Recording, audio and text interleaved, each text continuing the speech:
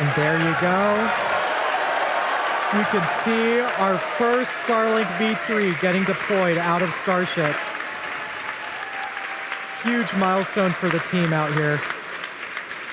Yeah, the crowd is definitely hyped about this.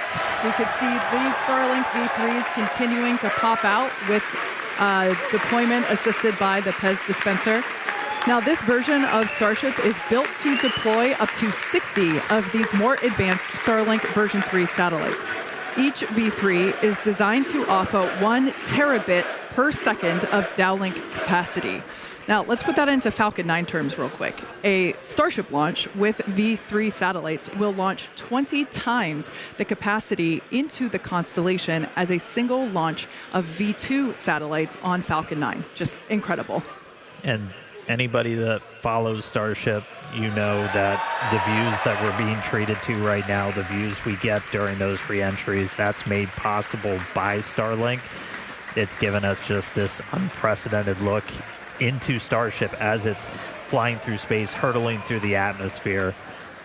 It's powering the dozens of cameras we have on board. It's giving us real-time data on every system that's telemetered on board that vehicle in real time.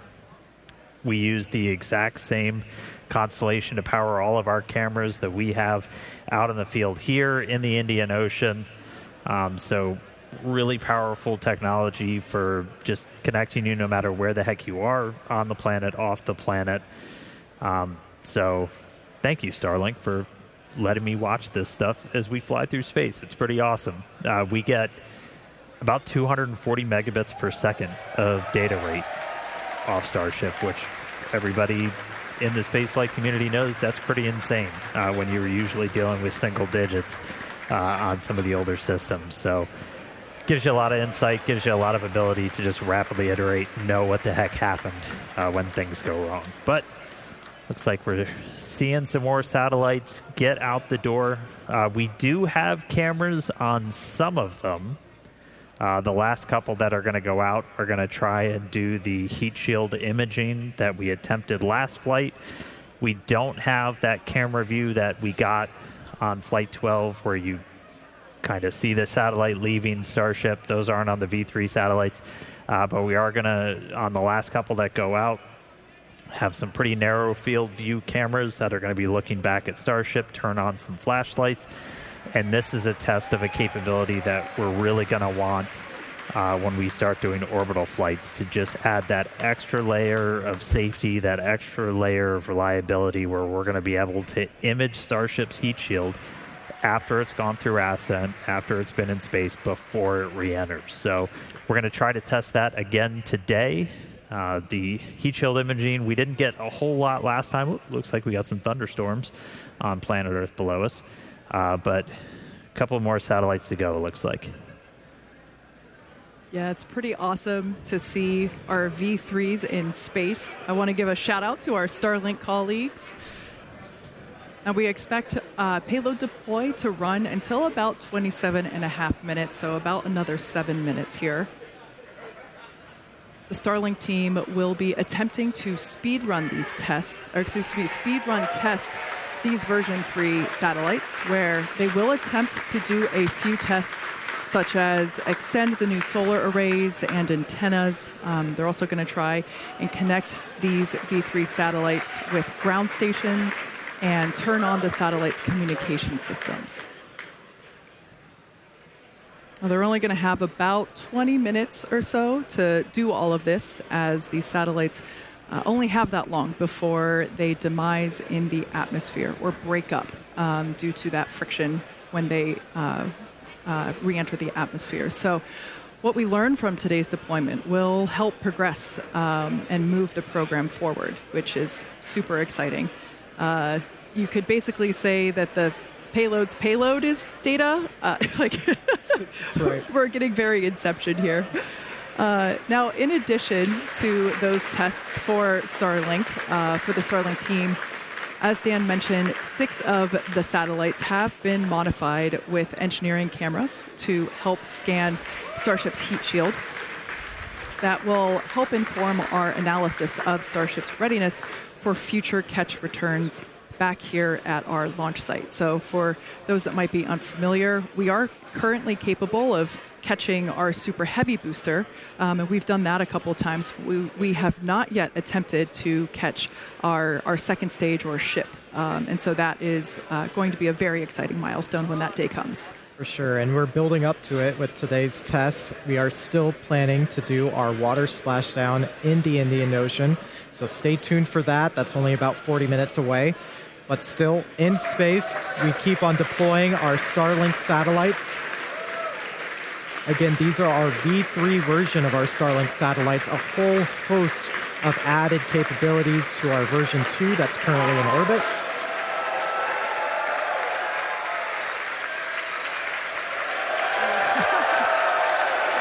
And this is our team here at Starbase, Texas. These are all of the team members that have helped build the vehicle, that have built the PEZ dispenser, and got it ready to fly today. Amazing work.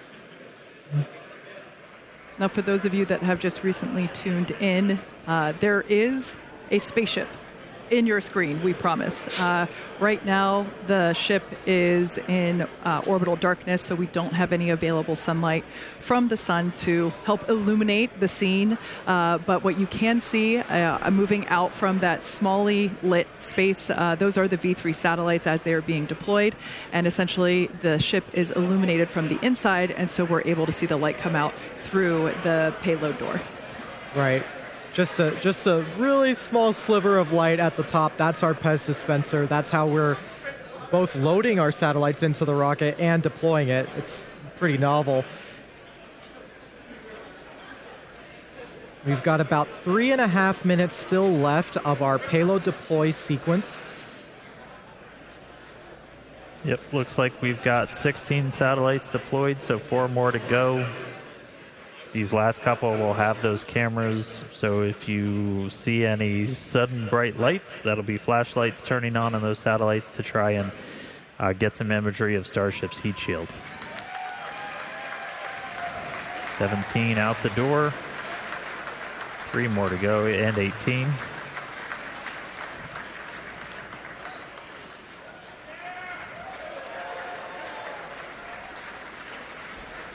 All right, and while we wait for these last 2, we did confirm we are still go for our Raptor relight demonstration a little bit later in the flight today, so we will be looking to relight one of those Raptor engines on ship.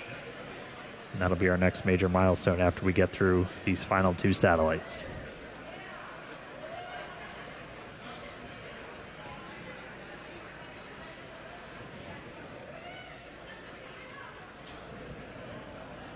Just at 25 minutes into our flight, it's crazy to think that we're already screaming at 27,000 kilometers an hour, 200 kilometers above the ocean surface. Amazing. Yeah. Now, for those of you that lost count, we have deployed almost all of our 20 Starlink satellites. I believe our last count was at 18, so we should be seeing 2 more. And we're very excited to see our version 3 satellites in space. And these are fully, these are real satellites. Right. They're not just demonstration sats like we had last time. These are going to basically have a 20-minute lifespan where our Starlink engineering team will attempt to perform a number of tests and really speed run those tests during that time. Right. And in terms of satellite lifespans, 20 minutes is it's the shortest you could possibly get, but hopefully in that 20-minute time frame we can really try and ink out as many tests as we can. It looks like we might have some, this might actually be light from one of the Starlink satellites. As we mentioned before, a few of them, 6 of them actually are equipped with flashlights to look back at Starship as we want to image the heat shield and understand the heat shield performance through the ascent phase, as this information is very important for us to know and understand as we prepare for operations that will enable ship to come back to Starbase for landing, for catch, I should say. Right. And we are about 40 seconds away from that planned payload deployment sequence being complete. Yep, looks like we've just got those last 2 to go. These ones might be coming out. Oops, they're starting to see motion.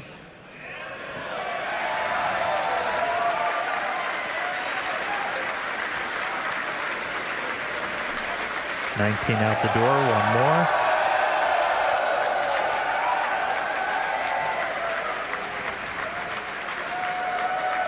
It looks like we got a crowd at our Hawthorne, California location.